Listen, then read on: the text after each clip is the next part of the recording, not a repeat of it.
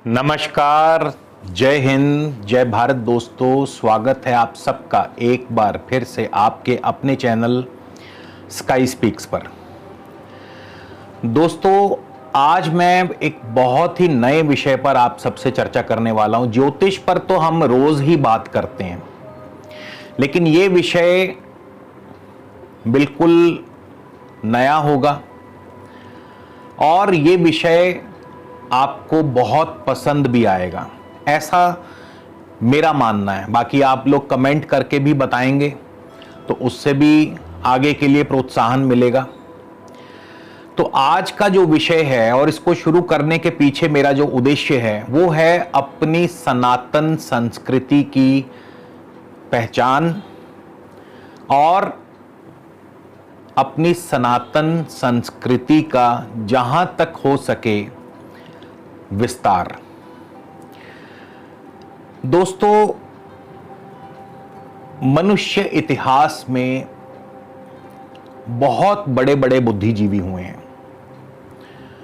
बहुत बड़े बड़े साइंसदान हुए हैं, लेकिन सबसे बड़ी विडंबना यह है कि ये सभी जितने भी साइंसदान या बड़े बड़े बुद्धिजीवी हुए हैं, इनमें प्रमुखतः पाश्चात्य देशों के व्यक्तियों का नाम ही सबसे ऊपर लिया जाता है और उनका ही अधिक से अधिक महिमा मंडन किया जाता है, जबकि हमारे भारत में भी एक से बढ़कर एक बुद्धिजीवी और साइंसदान हैं। और यही नहीं, हमारे मनीषी, हमारे ऋषि मुनि, इनके भी योगदान को आप नकार नहीं सकते। आज जो मेरी चर्चा का विषय है ये भौतिक सिद्धांत पर है, भौतिक विज्ञान पर है। आप बहुत हैरान होंगे सुन के, सोच के कि ज्योतिष कहाँ और भौतिक विज्ञान कहाँ।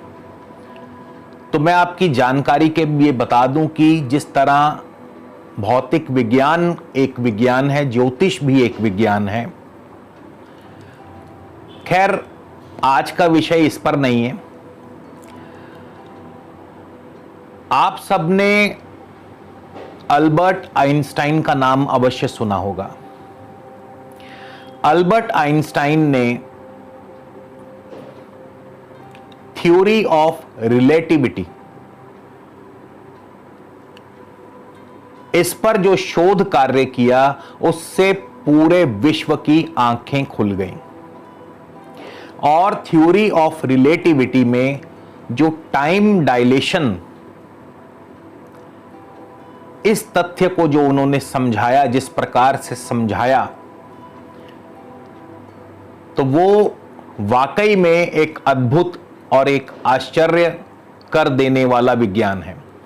अब बहुत से लोग आप में सोच रहे होंगे कि टाइम डायलेशन एक्चुअल में है क्या।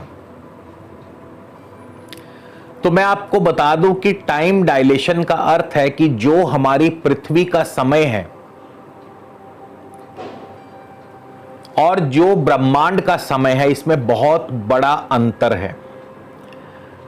या सीधे साधे सरल शब्दों में अगर यह बताऊं कि पृथ्वी का समय बहुत तेज गति से चलता है और ब्रह्मांड का समय बहुत धीमी गति से चलता है। मान लीजिए, अगर इसको किसी उदाहरण से समझाना हो, छोटी सी उदाहरण देनी हो कि यदि किन्हीं दो व्यक्तियों का जन्म होता है, मान लीजिए एक ही समय, और उसमें से एक व्यक्ति पृथ्वी पर ही रहता है और दूसरा व्यक्ति एस्ट्रोनॉट बन जाता है,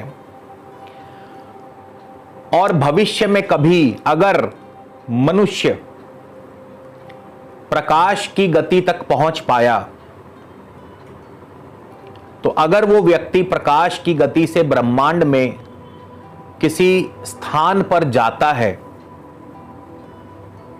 और क्योंकि दोनों एक ही समय पे पैदा हुए, तो जो व्यक्ति ब्रह्मांड में ट्रेवल कर रहा है, अगर मान लीजिए वो प्रकाश की गति से ब्रह्मांड में 1 वर्ष तक ट्रेवल करता है, तो जब वो वापस लौटेगा तो जो व्यक्ति पृथ्वी पर उसकी समान आयु का था, उसकी आयु उस एस्ट्रोनॉट से कहीं ज्यादा अधिक होगी। यानी उस एस्ट्रोनॉट की आयु, क्योंकि ब्रह्मांड की जो समय की गति है वो काफी धीमी है, तो उस एस्ट्रोनॉट की आयु कम रह जाएगी या कम होगी, और जो पृथ्वी पर व्यक्ति है उसकी आयु कई वर्ष उसकी आयु निकल चुकी होगी। तो ये जो थ्योरी ऑफ रिलेटिविटी और ये जो टाइम डायलेशन है, ये अल्बर्ट आइंस्टाइन ने प्रूफ करके दिखाया उदाहरणों के साथ, और विश्व को एक नया ही आयाम पेश किया, एक नई शोध पेश की, और उन्हें इस शोध के लिए नोबेल पुरस्कार भी मिला। खैर, इसमें कोई बड़ी बात नहीं, उनकी ये उपलब्धि बहुत बड़ी थी। लेकिन क्या आप जानते हैं कि ये जो चीज अल्बर्ट आइंस्टाइन ने कुछ 100 वर्ष पहले, यानी 1879 में, 1879 में अल्बर्ट आइंस्टाइन का जन्म हुआ, तो जाहिर सी बात है कि उसके बाद ही उन्होंने ये थ्योरी ऑफ रिलेटिविटी अपने यौवन काल में या अपने शोध में जब भी बताई होगी, अपने जन्म के 40-50 वर्षों के बाद बताई होगी, तो कुछ समझ लीजिए कि 1900, क्योंकि 1900 अब उनकी मृत्यु कब हुई मुझे याद नहीं, लेकिन 1879 में उनका जन्म हुआ, ये मुझे अच्छी तरह से याद है। तो कुछ वर्षों पहले ही ये जो थ्योरी ऑफ रिलेटिविटी है, ये भौतिक विज्ञान में शोध के जरिए उन्होंने साबित की। लेकिन इसका बखूबी हमारे पुराणों में जिक्र है। मैं आपको एक बहुत छोटा सा इसके बारे में एक प्रसंग बताऊंगा।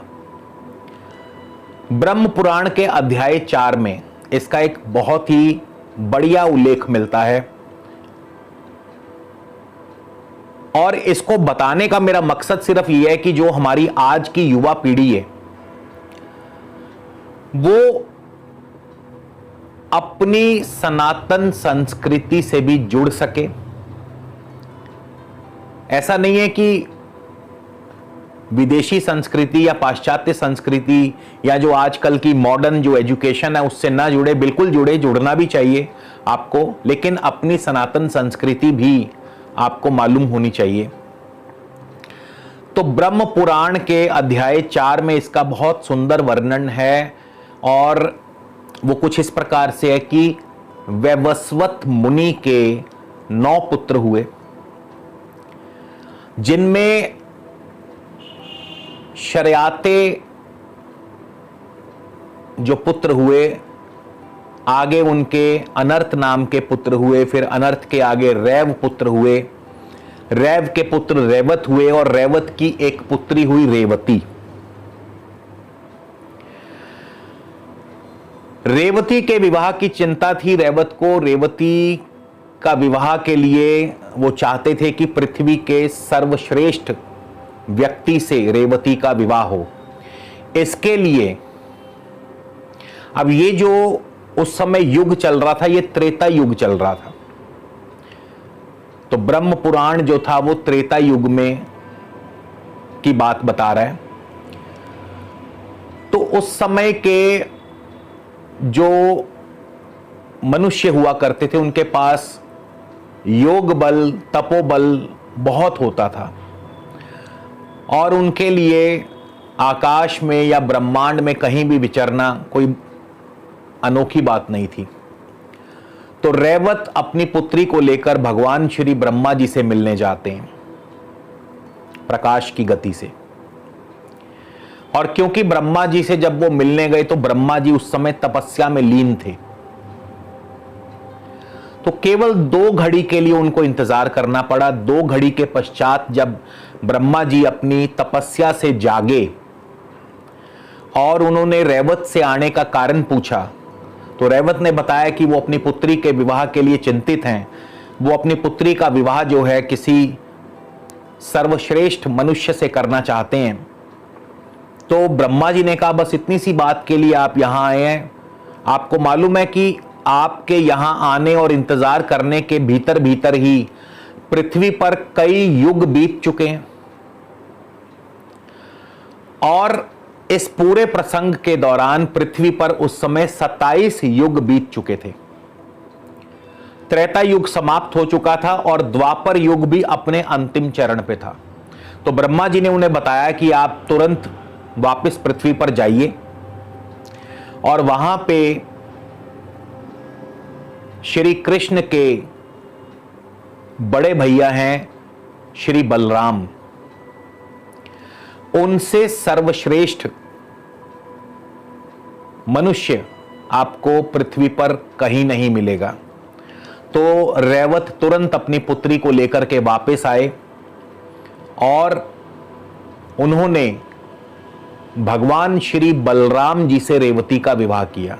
अब देखिए, रेवती जो थी वो त्रेता युग से थी और रैवत जो थे, जो बलराम थे, वो द्वापर युग के थे। और जब इन्होंने ब्रह्मांड का भ्रमण किया, अब यहां पे टाइम डायलेशन की बात आती है। जब इन्होंने ब्रह्मांड का भ्रमण किया और केवल 2 घड़ी के लिए ब्रह्मा जी के पास रुके, इतने में ही पृथ्वी के 27 युग बीत गए। और यही बात अल्बर्ट आइंस्टाइन ने अपने शोध के द्वारा हमें बताई केवल कुछ वर्ष पहले, जबकि इस बात का जिक्र हमारे पुराणों में है और ये पुराण आप और हम सभी जानते हैं कि कितने हजारों साल पहले लिखे जा चुके थे। तो हम सबको अपने मनीषियों की, ऋषि मुनियों के इस शोध पर गर्व करना चाहिए। हमें अपनी सनातन संस्कृति पर गर्व होना चाहिए और मेरा इन बातों को बताने का केवल और केवल इतना मकसद है कि आज की और भविष्य में आने वाली युवा पीढ़ी अपनी सनातन संस्कृति के मूल्य को कम ना आंके।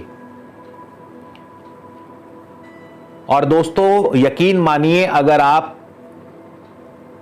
अपने वेद और पुराणों को पढ़ेंगे तो आप पाएंगे कि हमारी संस्कृति किसी से भी, किसी मामले में भी कम नहीं थी।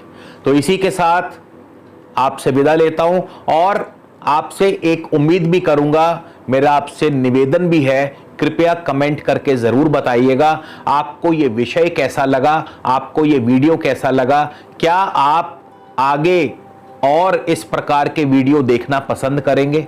ज्योतिष के वीडियो तो हम डालते ही रहेंगे, लेकिन क्या आप इस प्रकार के वीडियो देखना पसंद करेंगे या नहीं, जरूर कमेंट करके बताइएगा ताकि हमें भी प्रोत्साहन मिले और हम इस प्रकार के ज्ञानवर्धक वीडियोस आपके लिए लाते रहे। तो इसी के साथ आपसे विदा लेता हूं, अगले वीडियो में फिर मुलाकात होगी। नमस्कार, जय हिंद, जय भारत।